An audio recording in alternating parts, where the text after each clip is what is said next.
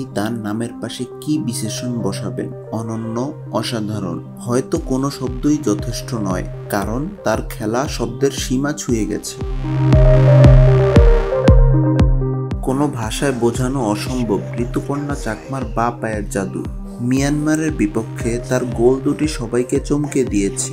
গোল তো নয়, যেন বিস্ময়। 21 বছরের এক তরুণীর ভেতর লুকিয়ে থাকা অসীম সম্ভাবনা দেখল দেশবাসী।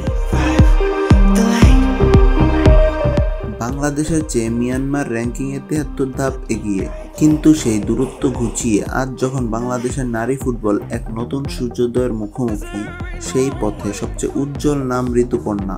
মিয়ানমারের বিপক্ষে জয়সূচক দুটি গোলই তার, দুটিই আবার বাঁ পায়ের। প্রথম গোলটায় ঋতুপর্ণার দারুণ দক্ষতার পরিচয় মেলে, দ্বিতীয়টি তো অনন্য। বাঁ দিক থেকে বক্সের পাশ ঘেঁষে দুর্দান্ত এক শটে গোলকিপারের মাথার উপর দিয়ে বল জড়িয়ে দেন জালে। ইয়াঙ্গুনের থুন্ম স্টেডিয়ামের গ্যালারি স্তব্ধ। সে এক জাদুকরী মুহূর্ত।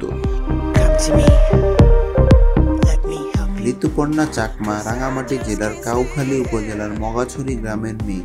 মেয়েরা যে ফুটবল খেলে ছোটবেলায় তাই জানতেন না ঋতুপর্ণা চাকমা। সেই ঋতুপর্ণা আজ শুধু একজন ফুটবলার নন, বাংলাদেশের মেয়েদের লড়াই সংগ্রামের এক প্রতীক। 10 বছর আগে পিতৃহারা মেয়েটি নানা বাধা পেরিয়ে চলতে চলতে শিখেছেন। বাঁ পায়ের একটি নিখুঁত শট দিয়েই ইতিহাস লেখা যায়, তাই দেখালেন ঋতুপর্ণা।